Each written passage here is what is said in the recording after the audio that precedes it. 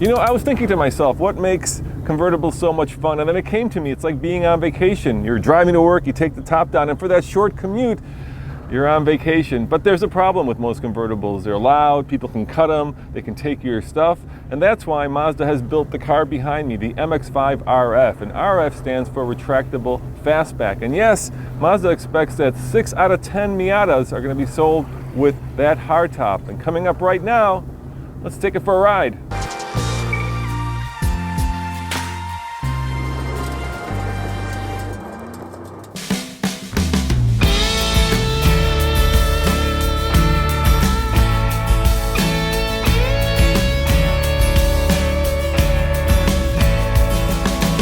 Let's talk numbers. This hardtop convertible is 113 pounds heavier than the regular cloth convertible. If you were to compare them model to model, it's about $2,600 more. But since you can't get the base model with the hardtop, it's actually over $6,000 more. It starts at about $32,000, and if you get the one with all the bells and whistles, it goes up to about $36,000.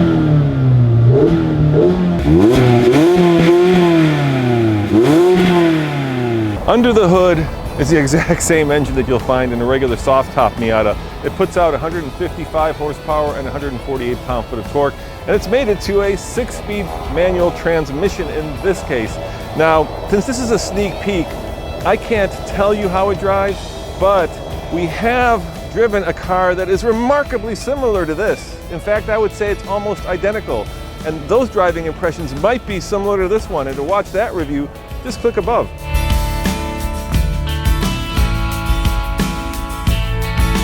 Mazda says it takes 13 seconds to raise or lower the roof, and you can do it at up to 6 miles an hour. Why 6 miles an hour? Because Mazda engineers have decided that at that speed, your hair starts to blow, so they've limited to 6 miles an hour. But watch this beautiful origami as this top goes up.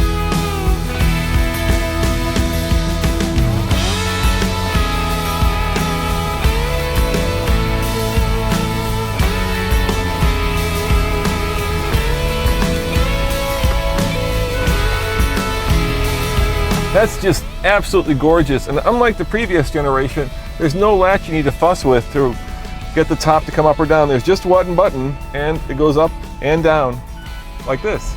I just love doing this. It's so cool. Look at that. It's just form and function in an absolutely beautiful display of Japanese origami.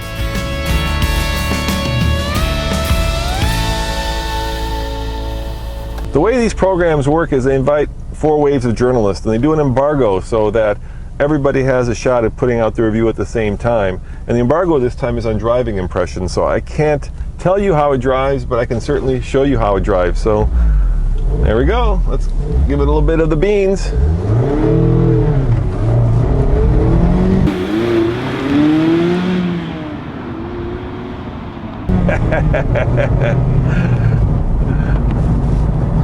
You know, a lot of you are thinking to yourself, it needs more power, it needs a turbocharger. And I tend to disagree with that. And I'm not doing driving impressions, I'm just saying I think that this vehicle, probably the way Mazda designed it, is all about balance, right? It's about having adequate power, having cat-like reflexes, and it's not a Hellcat. It's not meant to be a tire-smoking monster. And of course, everybody wants more power. There are plenty of aftermarket exhaust kits available. There are plenty of aftermarket turbos available. So if you guys think that this is short on power with only 155 horsepower, that's an easy situation to remedy. I think, well, I can't tell you what I think because that would be a driving impression, but I think that you can click up there once again and see another review of a car that is almost identical to this one. As much as I love this car, there's a pretty significant fly in the ointment. And can you tell what it is? That's right, I have to fold myself into this car like the hardtop. It's just very tight. There's not a lot of shoulder room. There's not a lot of storage room. It's a car designed, I think, for people who are less than 6'2". How much room is in the back of the Miata's boot? Well, just enough for 2 bags. Basically, it's a weekend car. Of course, unlike my friend Emmy Hall, who actually used hers to live out of. Emmy, that's pretty impressive. And by the way, look what Mazda gave me.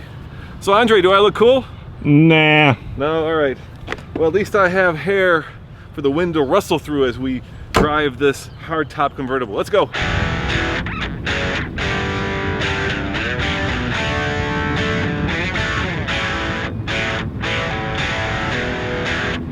If you watched my CX-5 review, click up there again, then you'll know that I'm a sucker for candy apple red cars, and this is one of the, if not the nicest colors that you can get this car in.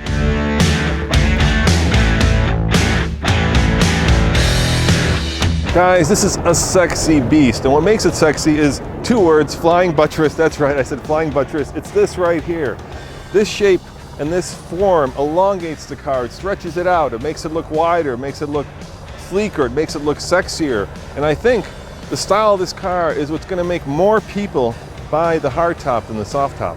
By the way, if you do want to get a Mazda MX-5, they're positioning this car upmarket from the regular soft top convertible, so that there's only a limited palette. For instance, you can't get the base model, you can't get the, I believe it's called Arctic White, but you can get this color. There's also a very dark graphite color.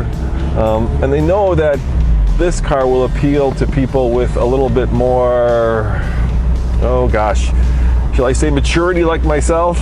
Or shall I say higher incomes? So you will pay a premium for an MX-5 retractable fastback, or RF. There's only one car that the MX-5 competes with. Andre, do you know what that car is? What is it, like a Fiat Abarth? No, but you're close. It's a Fiat. Of course, it's a Fiat 124. It directly competes against this car. That car is a little bit more of a grand tour, while this is more of a sports car.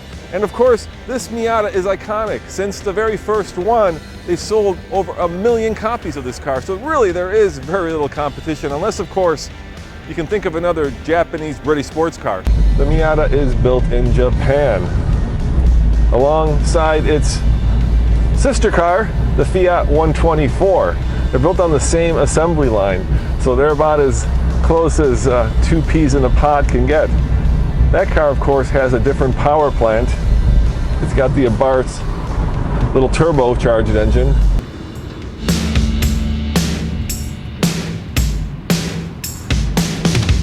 I really love this car. I think the retractable fastback is perhaps the best Miata that's ever been designed in terms of styling. And I really wish that I fit in it, because I kind of feel like I'm an XL size guy in a suit designed for a medium to large guy. So that part will always sting. But if you're not 6'2", and if you love British, Japanese sports cars, I can highly recommend this vehicle. It's that good and it's that sexy. As always, this is Roman reporting for the Fast Lane Car. Check out more great reviews by clicking over here, and don't forget to go to tflcar.com for more news, views, and of course, Mazda retractable fastback hardtop reviews. See you guys next time. Ciao.